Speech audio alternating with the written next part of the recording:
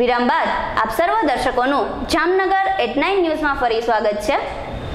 હવે જોઈએ આગળના સમાચારો। જામનગર તાલુકા ભાજપના મહામંત્રી તરીકે કુમારપાલસિંહ વાઘુબા રાણાની નિયુક્તિ કરવામાં આવી છે।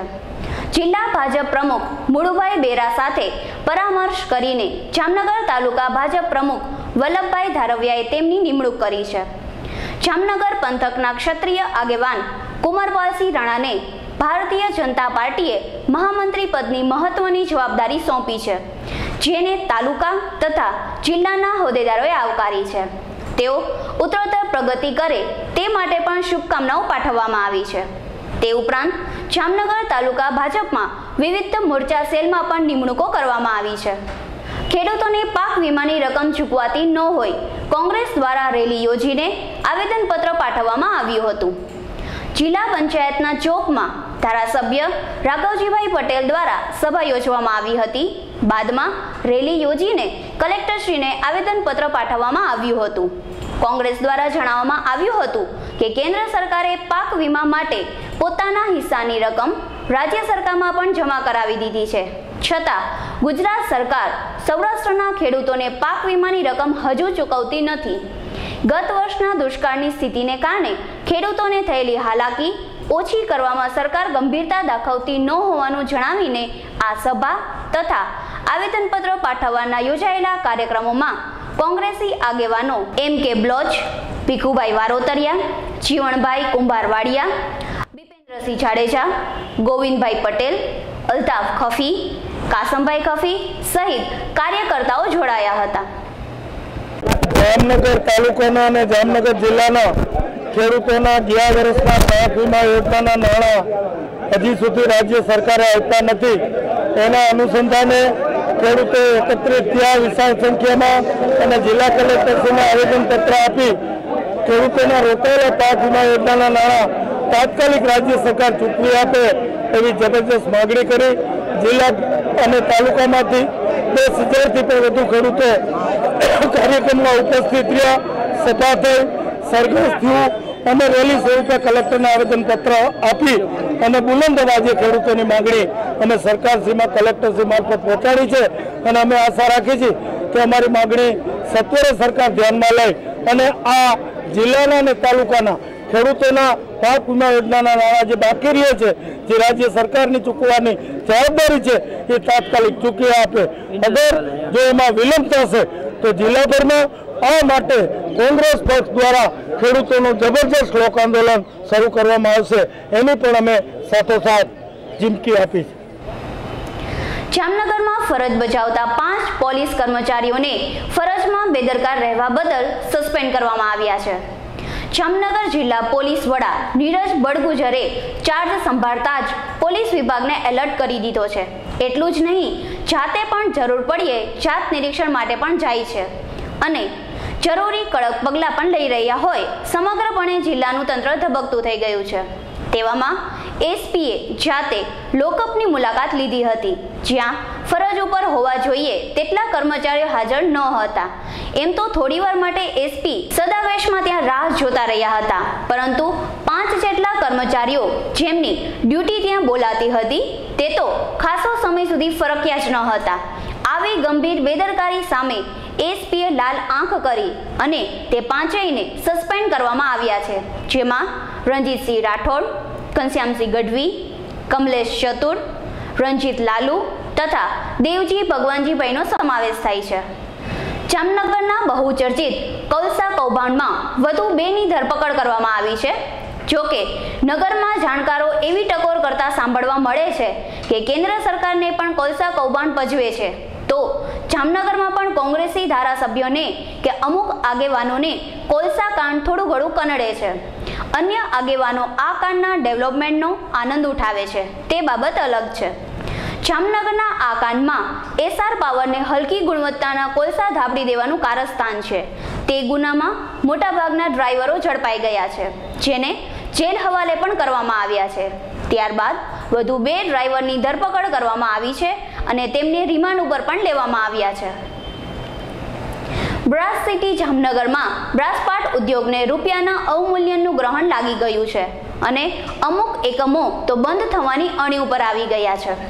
તેને કારણે પ્રત્યક્ષ અને પરોક્ષ 1.5 લાખ જેટલા લોકોને માઠી અસર પહોંચે તેવી સ્થિતિ છે. કેમ કે બ્રાસ સ્ક્રેપની ખરીદી વખતે ઊંચી રકમ ચૂકવવી પડે છે, જ્યારે પ્રોડક્ટ્સની નિકાસ વખતે તેનું પૂરતું વળતર મળતું ન હોય મંદીની અસમતુલા સર્જાય છે. હાલમાં જ્યારે ડોલરનો ભાવ અતિશય વધ્યો છે અને રૂપિયો ગગડ્યો છે, ત્યારે જામનગર બ્રાસ ઉદ્યોગને બહુ મોટો ફટકો પડેલ છે. એમાં બ્રાસ પાર્ટ બનાવનાર કારખાનેદારો જે કાચું રો મટીરિયલ ઇમ્પોર્ટ કરે છે, એ લોકોને ઇમ્પોર્ટરોને તો બહુ મોટી નુકસાનીનો સહન કરવી પડી છે.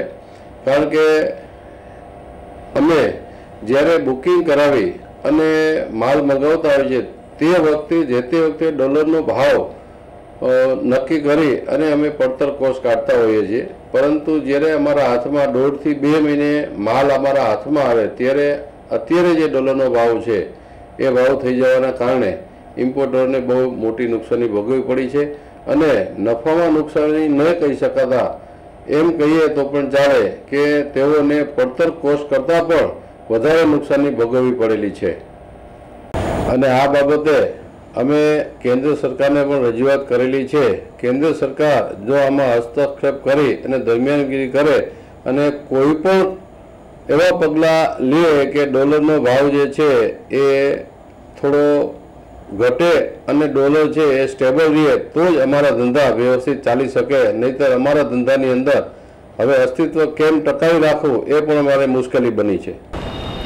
રાજકોટ જિલ્લાના કેન્દ્રમાં વિપશ્યના શિબિરનું આયોજન કરવામાં આવ્યું છે.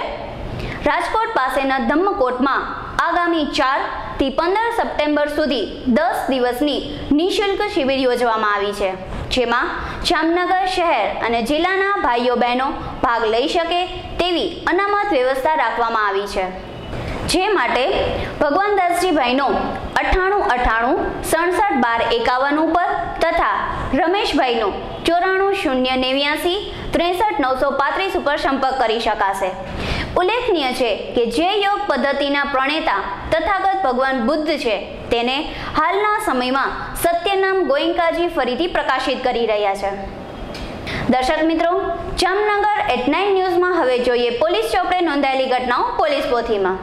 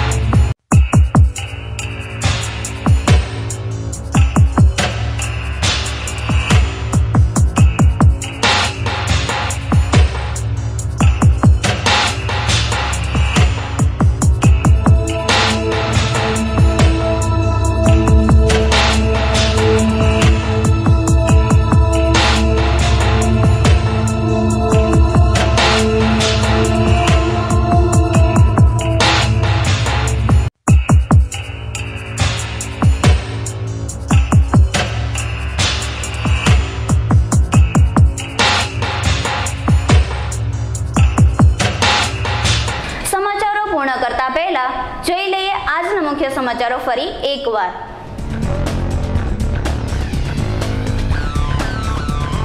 જિલ્લા પોલીસ વડા નીરજ બડગુજરે લાલ આંખ કરી ફરજમાં બેદરકાર 5 પોલીસમેન સસ્પેન્ડ.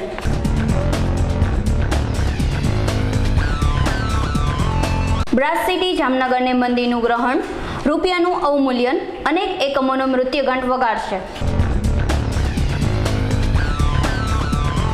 પ્રદર્શન ગ્રાઉન્ડના મેળામાં ગેરરીતિ સામે હવે જાગતું જામ્યુકો, 2 ને નોટિસ, અન્યને તાકીદ.